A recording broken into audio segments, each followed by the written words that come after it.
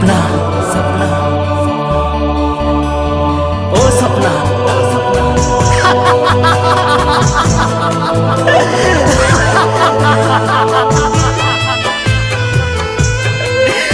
अगर आज तेरे मोहब्बत ने मेरे प्यार को सहारा दिया होता, अगर आज तेरे मोहब्बत ने मेरे प्यार को सहारा दिया होता, तो आज तू मेरे प्यार का इम्तिहान ना लेती, मेरे प्यार का इम्तिहान ना लेती। हुआ हंसू के पी ले हो हम प्यार करके, आंसू के पी ले हम प्यार करके, गमवे में जी ले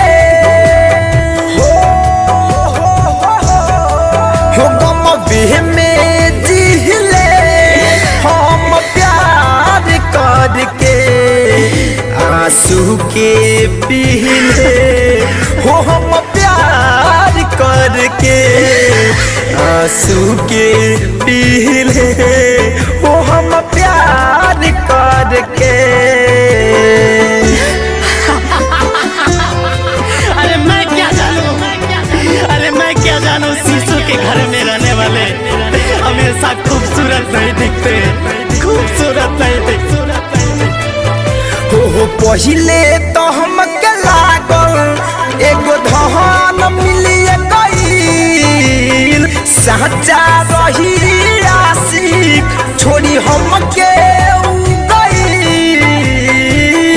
दर्द है, दर्द को दर्द की तरह जीना सीखो यारो। पहिले तो हमके लागल एगो धन मिलिए गईल, सच्चा रही आशिक छोड़ी हमके गईल।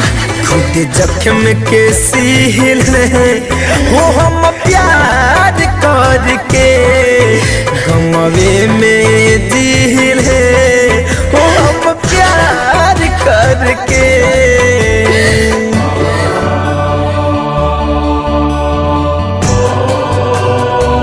सपना सपना सपना मैं पागल हो जाऊंगा, सपना सपना। अरे दिल में दर्द है, आज मैं अपने यारों से ये कहूंगा कि किसी से प्यार मत करना, किसी से तकरार मत करना, ये मोहब्बत रुलाती है। हो लड़की बनाया पिताजी कभी हो भरोसा तू, मुँह का पर श्याम कृष्ण सुना धोखा देली सब। दर्द है, दर्द को दर्द की तरह जीना सीखो यारो। लड़की बनाया पिताजी कभी हो भरोसा तू, मुँह का पर श्याम कृष्ण सुना धोखा देली सब। हो धनंजय नाम न लिहिले हो हम प्यार करके, धनंजय नाम न लिहिले,